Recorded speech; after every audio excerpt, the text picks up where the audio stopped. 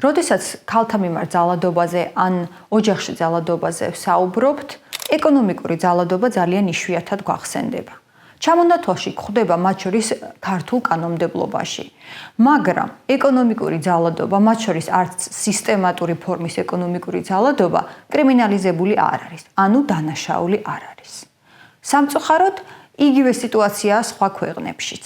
ეკონომიკური ძალადობა არის ის, რაზეც შეიძლება მხოლოდ შემაკავებელი ორდერი გაიცემოდეს და მეტი არაფერი.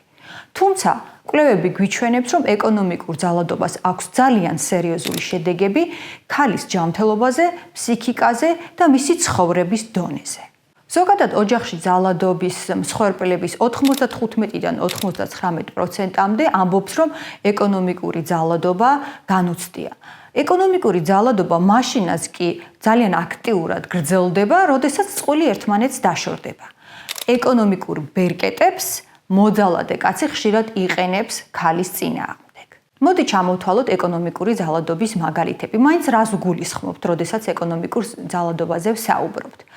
პირველ რიგში ეკონომიკური ძალადობა არის, როდესაც მუშაობის დაწყებაში უშლიან ხელს ქალს, ან თუ ის უკვე მუშაობს, აიძულებენ, რომ შეწყვიტოს დასაქმება. ეკონომიკური ძალადობის ფორმაა, როდესაც გამომუშავებულ ფულს ქალს ართმევენ. ეკონომიკური ძალადობის საკმაოდ გავრცელებული ფორმაა ქალის ნივთების გაყიდვა, დალომბარდება, მისი ნებართვის გარეშე საერთო საკუთრების განკარგვა და გაყიდვა. ეკონომიკურ ძალადობად ითვლება, როდესაც ქალს არ აძლევენ განათლების მიღების საშუალებას, არ უფინანსებენ სწავლას მიზანმიმართულად და სხვანაირად უშლიან ხელს, რომ მაგალითად იაროს თუნდაც უნივერსიტეტში ან სკოლაში. სხვათა შორის ეკონომიკურ ძალადობად ითვლება ალიმენტის არ გადახდა, როდესაც ქალი უვლის ბავშვს, ხოლო მას სპეციალურად არ ურიცხავენ ალიმენტს დროულად, იმისთვის რომ ბავშვს მოახმაროს ეს თანხა. ეკონომიკურ ძალადობად ითვლება, როდესაც სპეციალურად წამოიწყებენ ხოლმე სხვადასხვა ძვირადღირებულ დავებს, სასამართლო დავებს გულისხმობ, რომელშიც ჩართვაც ქალს ძალიან უჭირს. მაგალითად, ქონებრივი დავა, ან განქორწინებასთან დაკავშირებული ქონებრივი დავები. ეკონომიკური ძალადობა არის ისიც, როდესაც ოჯახში მნიშვნელოვანი გადაწყვეტილებები მიიღება ქალის ჩართულობის გარეშე. თუმცა, ასეთი ტიპის ეკონომიკურ ძალადობას არც აღიქვამენ ხოლმე ძალადობად, იმიტომ რომ ეს ნორმალიზებულია. ეკონომიკური ძალადობის მთავარი პრობლემა არის ის, რომ ის არის უხილავი. შეიძლება ქალი ცხოვრობდეს ეკონომიკურ ძალადობაში, მაგრამ ვერც კი აღიქვამდეს, რომ ეს ძალადობის ერთ-ერთი ფორმაა. ცხადია, ქალმა იცის, რომ ეს დისკომფორტია, პრობლემაა მისთვის, მაგრამ ამისთვის სახელის დარქმევა, ძალადობის დარქმევა იშვიათ შემთხვევაში ხდება. ქართულ სტატისტიკას რო შევხედოთ, ვიცით, რომ ოჯახში ძალადობა საკმაოდ გავრცელებული დანაშაულია. შეიძლება ითქვას, რომ ყველაზე ხშირი დანაშაულია ოჯახში ძალადობა საქართველოში. თუმცა, ოჯახში ძალადობა, როდესაც ჩაიშლება ხოლმე ძალადობის სხვადასხვა ფორმებად და ამაში შედის ფიზიკური ძალადობა, ფსიქოლოგიური ძალადობა, სექსუალური ძალადობა და ეკონომიკური ძალადობა საკმაოდ იშვიათად გვხვდება, იმიტომ რომ მას ვერც პოლიცია და გამოძიება ვერ ხედავს. ცალკე საკითხია, ვერ ხედავს გამოძიება ეკონომიკურ ძალადობას, თუ გამოძიებას არ აინტერესებს ეკონომიკური ძალადობა.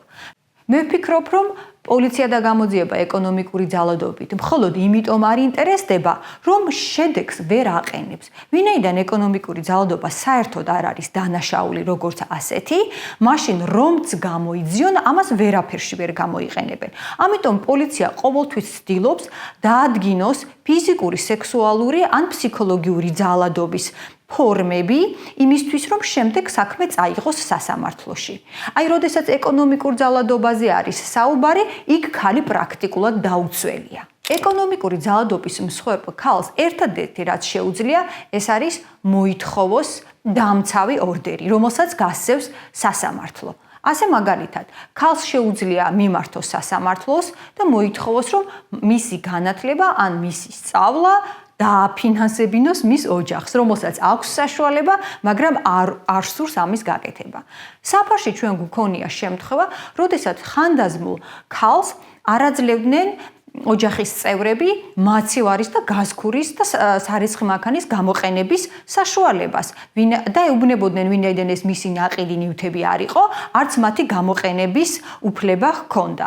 ჩვენ ავიღეთ დამცავი ორდერი და სასამართლომ განსაზღვრა წესი და ამ ქალს უკვე შეეძლო ამ ნივთებით სარგებლობა სწორედ ამ ორდერიდან გამომდინარე. მაგრამ როგორც ხედავთ, ეს არის საქმე, რომელშიც პოლიცია ნაკლებად ერევა, ვინაიდან დანაშაული არ არის, როგორც ასეთი და ქალმა თავად უნდა მოაგვაროს სასამართლოს გზით და მიიღოს დამცავი ორდერი.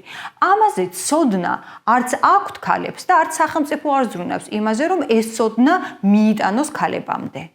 უცხო ქვეყნებს უკეთესი პრაქტიკა აქვთ. მაგალითად, დიდ ბრიტანეთში სასამართლოს შეუძლია ძალიან დეტალურად შეისწავლოს ყველა ის პრობლემა, რაც ოჯახში არსებობს და ძალიან დეტალური განკარგულება გამოცეს და დააბალოს ეკონომიკურ მოძალადეს სხვადასხვა ტიპის აქტივობების განხორციელება ან რაღაცებისგან თავის შეკავება. მაგალითად, მოძალადეს შეიძლება აეკრძალოს ქალის სამსახურში მისვლა, ქალის სამსახურში დარეკვა, ქალის კოლეგებთან ურთიერთობა, იმიტომ რომ ზოგჯერ მოძალადე ამ ყველაფერს იმიტომ აკეთებს, რომ ქალმა სამსახური დაკარგოს, ხოლო სამსახურის დაკარგვა ეკონომიკური ძალადობის ფორმაა. ქართულ რეალობაში ძალიან ხშირად გვხვდება, როდესაც ქალს აიძულებენ ბანკის კრედიტის აღებას და შემდეგ ამ კრედიტს არც იხდის მოძალადე და ქალს უფუჭდება საკრედიტო ისტორია. უნდა გახსოვდეთ, რომ ესეთი შემთხვევები თავისთავად არის ეკონომიკური ძალადობის ფორმა და ასეთ დროს აუცილებლად მიმართეთ დასახმარებლად სხვადასხვა ორგანოებს. პოლიციაში დარეკვაც შეგიძლიათ, თუმცა როგორც უკვე ვთქვი, ნაკლებად დაგეხმარებიან პოლიციაში, მაგრამ თუ თქვენ მიმართავთ საფარს ან სხვა არასამთავრობო ორგანიზაციებს, ისინი შეეცდებიან, რომ სასამართლო წარმომადგენლობით იკომუნიკაციონ მათ შორის ბანკთანაც, ფინანსურ ინსტიტუტებთან, იმისთვის, რომ თქვენი საკრედიტო ისტორია როგორმე გადარჩეს. საუკეთესო პრაქტიკა გვიჩვენებს, რომ ფინანსური ინსტიტუციები ხშირად ოჯახში ძალადობის ქალთან სხვანაირად თანამშრომლობენ და შესაძლოა უფრო შეღავათიანი პირობებიც კი მისცენ, ან მაგალითად იგივე სესხის რესტრუქტურიზაცია მოახდინონ, ან ერთად შეეცადონ ამ პრობლემის გადაჭრას. მართალია ჩვენთან არ არის განვითარებული პრაქტიკა, თუმცა ჩვენ საფარი ხშირად ვცდილობთ ხოლმე, რომ როდესაც ეკონომიკური ძალადობის საქმე შემოგვდის, აუცილებლად მოვაგვაროთ ის. არის შემთხვევები მაგალითად, როდესაც მემკვიდრეობას არ აძლევენ ქალიშვილს მხოლოდ სქესის გამო. საქართველოში სამწუხაროდ საკმაოდ ბევრი ადამიანი მიიჩნევს, რომ მემკვიდრეობა ან სრულებით ეკუთვნის ვაჟს, ან უმეტესი ნაწილი ეკუთვნის ვაჟს. თუმცა უნდა ითქვას, რომ ქართული კანონმდებლობის მიხედვით მემკვიდრეობა თანაბრად ეკუთვნით შვილებს მიუხედავად მათი სქესისა. ჩვენ გვაინტერესებდა საქართველოში არის თუ არა გავრცელებული ეკონომიკური ძალადობა და გავაკეთეთ წარმომადგენლობითი გამოკითხვა და აღმოჩნდა, რომ ქალების 25%-ს განუცდია ეკონომიკური ძალადობა ქმრისგან ან ინტიმური პარტნიორისაგან. ეს საკმაოდ მაღალი მაჩვენებელია, გამოდის, რომ ყოველი მეოთხე ქალი გამხდარა ეკონომიკური ძალადობის მსხვერპლი.